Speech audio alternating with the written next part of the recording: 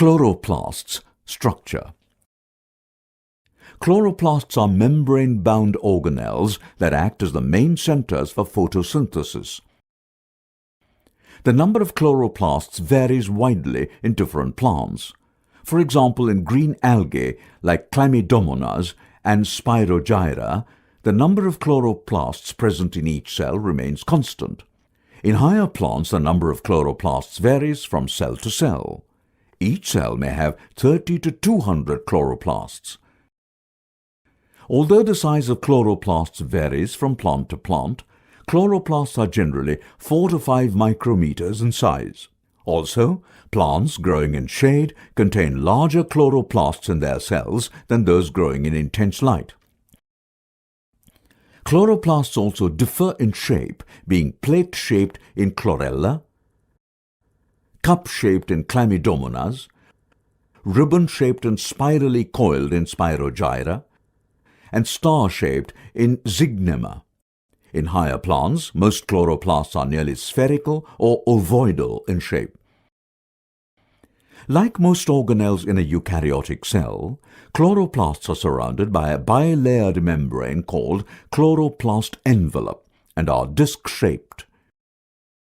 While the outer membrane is freely permeable to molecules, the inner membrane is selectively permeable and contains many transporters, such as the integral membrane proteins, which regulate the passage of small molecules like sugars in and out of the chloroplast.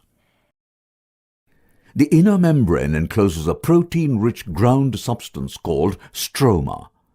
The fluid in the stroma contains a host of enzymes, plastid DNA, RNAs, and ribosomes. Within the stroma is another membrane system called the thylakoids. The three-membrane system divides chloroplasts into three distinct internal compartments. 1. The intermembrane space between the inner and outer membranes of the chloroplast envelope. 2. The stroma, which lies inside the envelope but outside the thylakoid membrane. And 3. The thylakoid lumen. The thylakoid membrane is a network of membrane-bound flattened discs called thylakoids, which are arranged in stacks called grana. The membranes of thylakoids are called fret membranes, and the grana are interconnected by tubular membranes called the intergranal lamellae. Each chloroplast may contain 10 to 30 granal clusters with a single granum comprising about 20 to 60 thylakoids. The thylakoid membranes are made up of 20 to 30% lipids and 70 to 80% proteins. They also contain a large number of granular structures embedded in the membranes. These granules are called quantasomes. Quantasomes are responsible for capturing photons of solar electromagnetic radiation and act as photosynthetic units. The larger granules are called photosystem II or PS2, and the smaller granules are known as photosystem I or PS1. The intergranal lamellae lack photosystem II but contain only photosystem I. The thylakoids contain photosynthetic pigments, namely the green pigments chlorophyll A and B, and the yellow to red pigments called carotenoids. Due to the three-membrane structure, the internal organization of the chloroplasts is more complex than in other organelles. Photosynthesis takes place in two major phases. They are light reaction, dark reaction. In light reaction, light plays an important role. Here, a series of chemical reactions takes place one after another, initiated by light. Hence, this phase is technically termed as photochemical phase. The reactions of the light take place in thylakoid membrane, which is present in chlorophyll. Thylakoids are termed as grana of chloroplasts. Following are the steps involved in light reaction. Step 1. When sunlight falls on the plant, the chlorophyll present on the leaf absorbs light energy and becomes activated. The absorbed energy excites electrons to the higher energy level. Step 2. This energy is used to split the water molecule into two component ions. It is given by the equation shown on the screen. The above reaction is termed as photolysis, which means splitting by using light. That is, photo, light, lysis, breaking. Step 3. The highly reactive ions of water split in two different directions as hydroxyl and hydrogen ions. The hydroxyl ions, through a series of steps, produce water and oxygen. The water produced may be used inside the plant, and the gas oxygen is released into the atmosphere. The hydrogen ions undergo series of changes in dark reaction. Adenosine triphosphate ATP and nicotinamide adenosine dinucleotide hydrogen phosphate NADPH are produced at the end of the light reaction. These are called as assimilatory powers. These ATP and NADPH are used in sugar making process. Let us learn about dark reaction. The term dark reaction does not imply that this reaction occurs only in the dark or during the night. This reaction indicates that it do not require light energy. However, it occurs simultaneously with the light reaction. Hydrogen ions produced in photolysis are instantly picked up by a special compound NADP to form NADPH. During the dark phase reaction, the hydrogen of the NADPH combines with the carbon dioxide with the help of ATP energy in order to produce glucose. This reaction occurs in a number of steps by using some special intermediate compounds, mainly RUBP, ribulose biphosphate, and enzymes.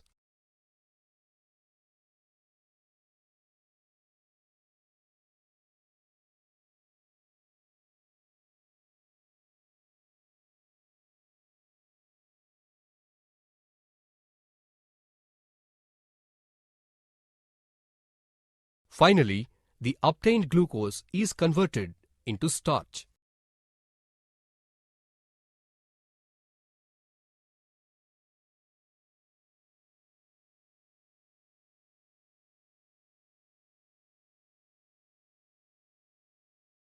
During the process of photosynthesis, several proceedings occur in the chloroplast.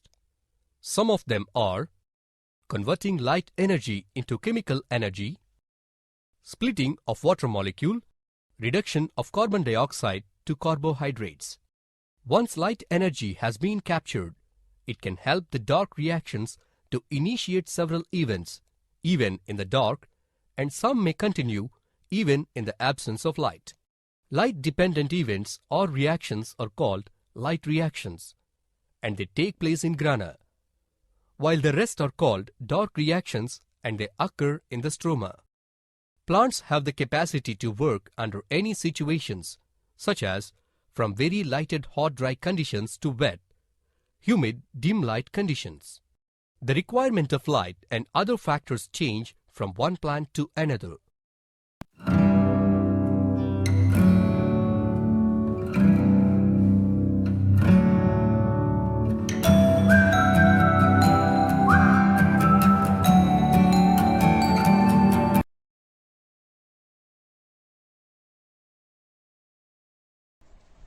Here, let us perform an activity to check the presence of starch in leaves.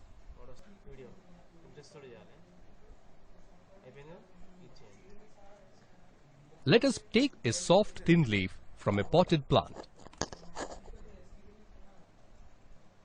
Boil the leaf in water for 5 minutes to soften it.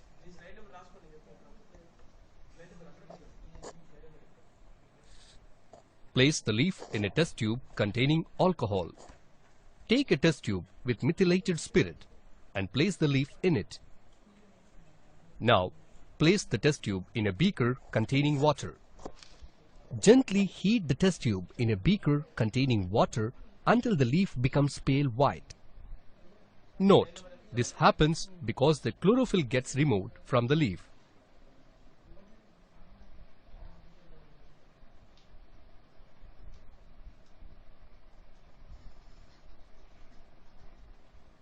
Now, observe the leaf and wash it with water. Next, place the leaf on a petri dish. Add few drops of iodine solution to it and observe the changes in the leaf.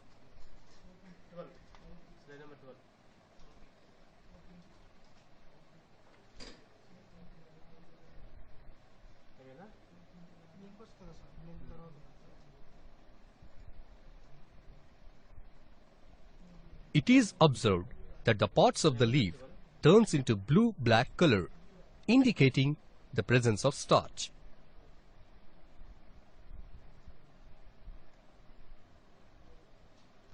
From this activity, we learn that starch is present in the leaves even in the absence of chlorophyll.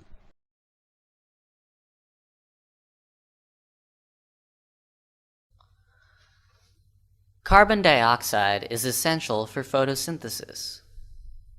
Here is a small activity that will demonstrate that carbon dioxide is essential for the process of photosynthesis. Select a potted, healthy plant with long and narrow leaves. Keep it in the dark for 2 or 3 days. This will ensure that the leaves are free from starch. Now, take a wide-mouthed glass bottle with a cork to close the mouth of the bottle. Split the cork vertically. On the day of the experiment, take 5 to 10 milliliters of potassium hydroxide solution in the bottle. Potassium hydroxide absorbs the carbon dioxide present in the bottle. Early in the morning, insert 1/2 of a selected leaf into the bottle through the split cork without cutting it from the plant. The other half of the leaf, or the base part, is to be left outside the cork. The bottle is to be kept airtight, which can be achieved by applying grease or Vaseline around the rim of the mouth of the bottle. Make sure that the outside air does not come in contact with the leaf in the bottle. Keep this unit in the sunlight for 3 to 4 hours. After 3 to 4 hours, detach the leaf from the plant and take it out of the bottle. Test it for starch with iodine solution. We'll observe that the part of the leaf which was inside the bottle does not turn deep blue. However, the part of the leaf that was exposed to the surroundings prepares starch and so turns deep blue. Note that both halves of the leaf receive the same amount of sunlight and water and both have chloroplasts. However, the portion of the leaf that was inside the bottle could not receive carbon dioxide. This proves that green leaves can perform photosynthesis only in the presence of carbon dioxide.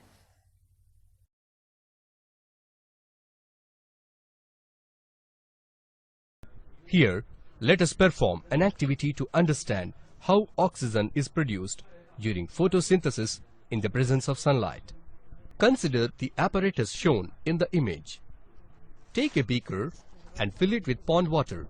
Place water plant like hydrilla or elodie inside the beaker and cover it by a short-stemmed funnel.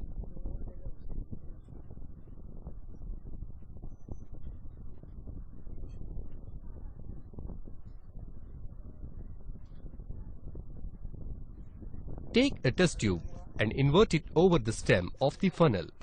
Ensure that the level of water in the beaker must be above the level of the end of inverted funnel. Place the entire assembly of apparatus in the sunlight for at least 3 days.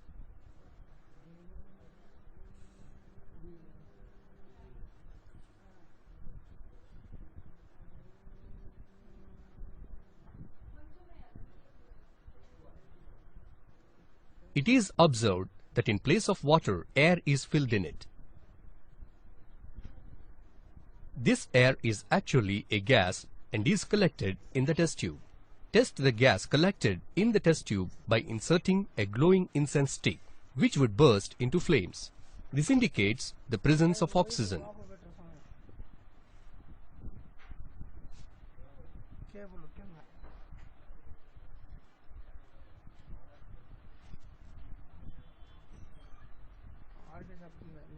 The air bubbles formed in the test tube is of oxygen gas.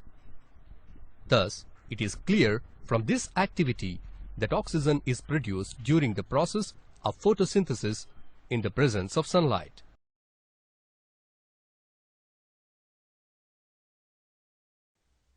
Here, let us perform an activity to learn about the need of sunlight in the formation of starch. Take a plant having destarched leaves, that is, a plant which is placed in the dark for 3 days. Remember the process of destarching the leaves as performed in activity 1, presence of starch in leaves. Wrap one of its leaves with black paper on which a design is cut. Fix the black paper on the leaf with the help of clips such that light should not enter the dark part. Now, place this plant in the sunlight for few hours.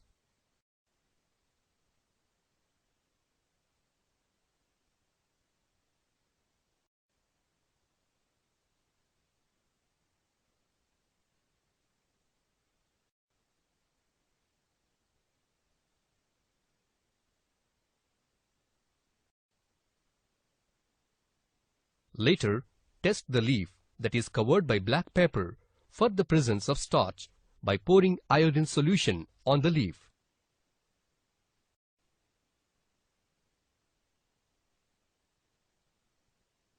Observe the changes in the leaf.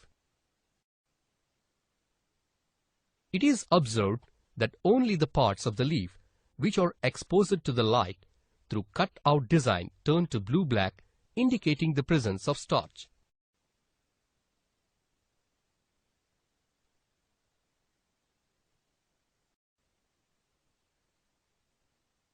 From the experiment, we learned that starch is formed only at the parts where sunlight falls. In this way, it is clear that sunlight is compulsory for the formation of starch.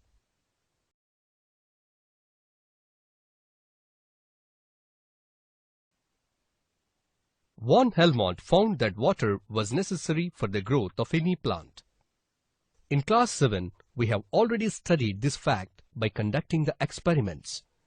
Once again, read the chapter on nutrition in plants in class 7 and understand how he concluded that water was necessary for the growth in the body mass of any plant. Now, let us learn about the role of air in the process of photosynthesis. Joseph Priestley, who discovered oxygen in 1774, performed a series of experiments to reveal the essential role of air in the growth of green plants. He observed that when a burning candle is enclosed in a bell jar, the flame of the candle is gradually put off.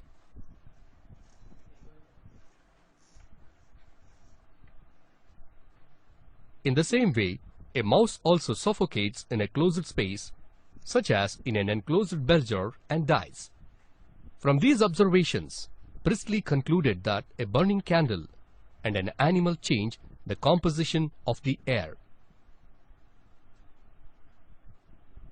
He reasoned that something was necessary in the air to keep the flame burning and to make the mouse stay alive.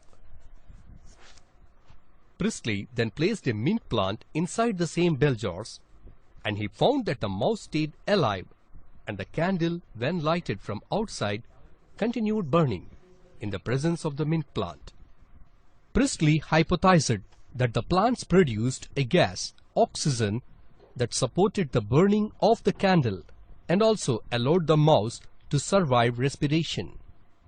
The production of the gas takes place due to a massive exchange of gases occurring through a particular section of the leaves called stomata, and also through loose tissues on stems, roots, etc.